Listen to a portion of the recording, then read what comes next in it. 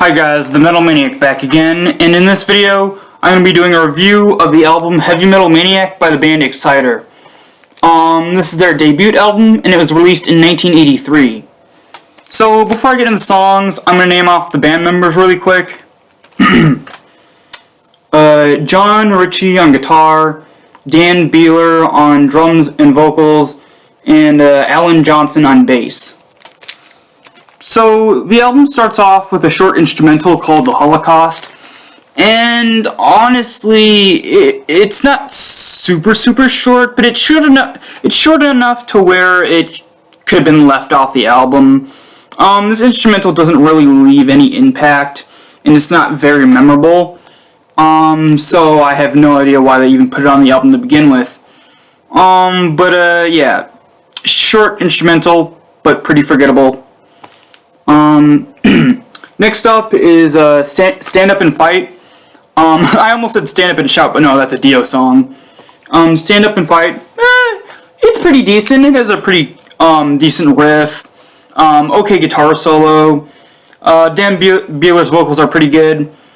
Yeah, it's kind of just a decent song. I definitely do like it over the instrumental that is on the track list before it, but just a decent song. Then the title track, Heavy Metal Maniac. Another one that's pretty okay, just a decent one. It's not a bad song. It just isn't that memorable.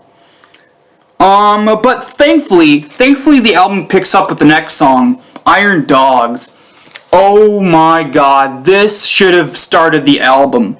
This would have been an amazing album opener. It's just a really good song.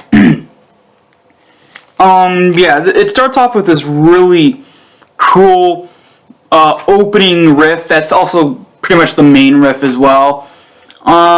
This really cool groove-laden, sort of crunchy, down-tuned, just very, not epic, but very, not energetic, what was I going to say?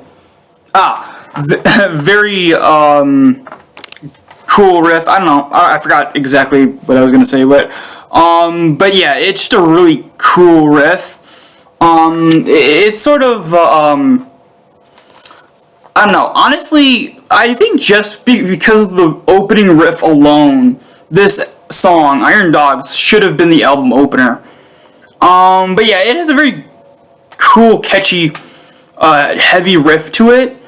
And then it also has a really cool guitar solo.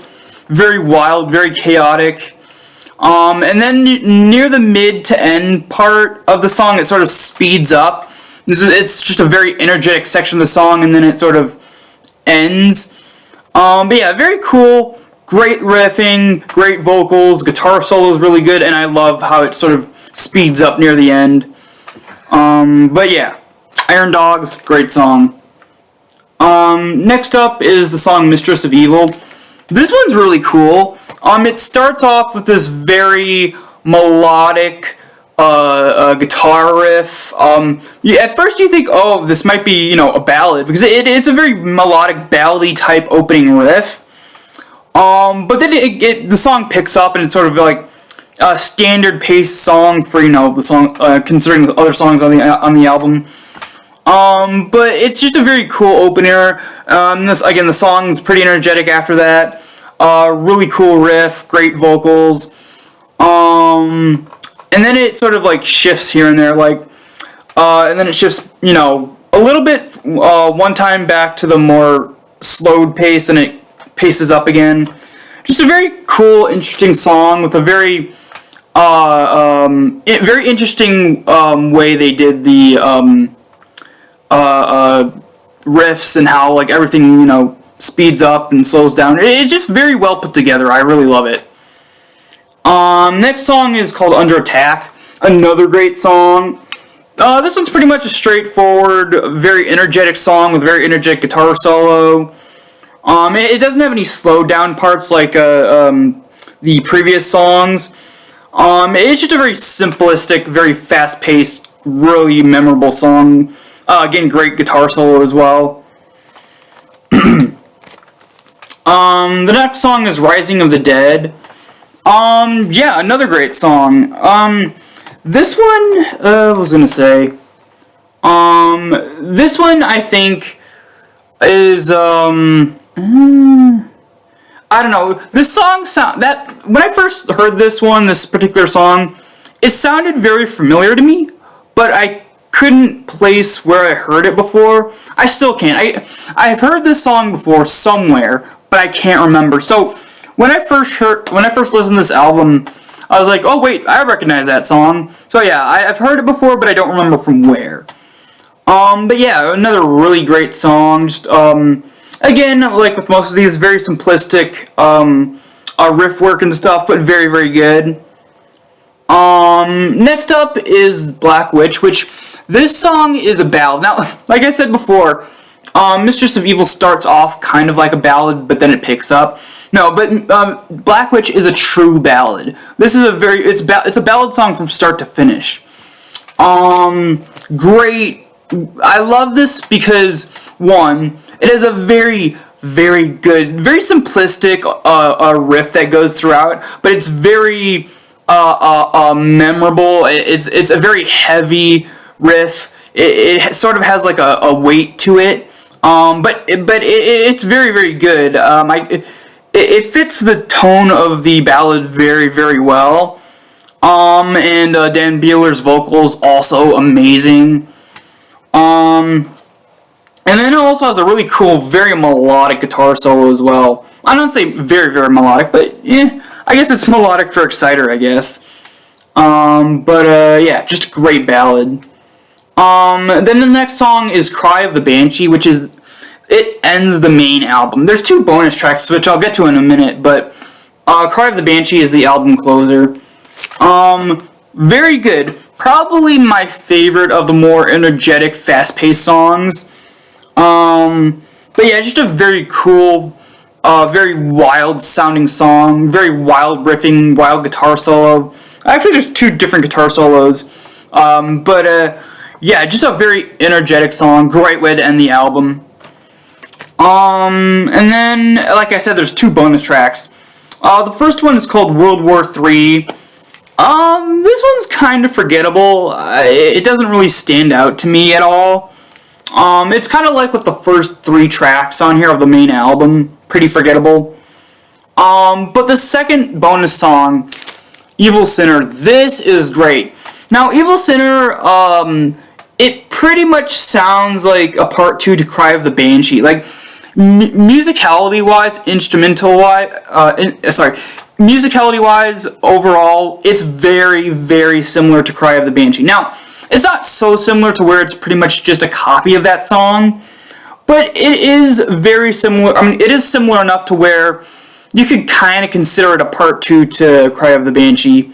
It's just structurally very similar, but also there's a few minor differences, quite a few minor differences that make it its own song. Yeah.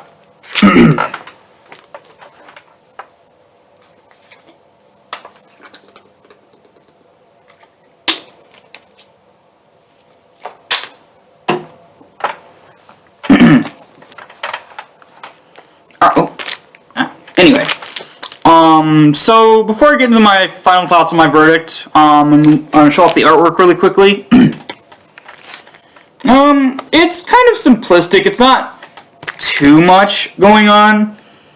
They did this really cool thing where I don't know if it's an actual photo or it's.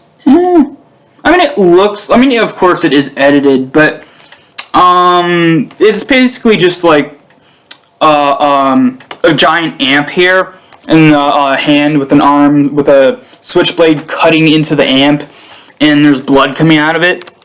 Yeah, nothing much going on. Pretty simplistic, but very cool. And like I said, I think it's an edited photo. Like the main base of it is a real photo. At least I think it is. And then they just edited in the blood coming out of the amp. And then, of course, they edited on the, title and the name of the band on here. So yeah, at the base of it, it looks like a legit photo, and then they just added stuff to it. But yeah, very cool. Also, I really love the fonts down here for the name of the album. It fits the tone very well.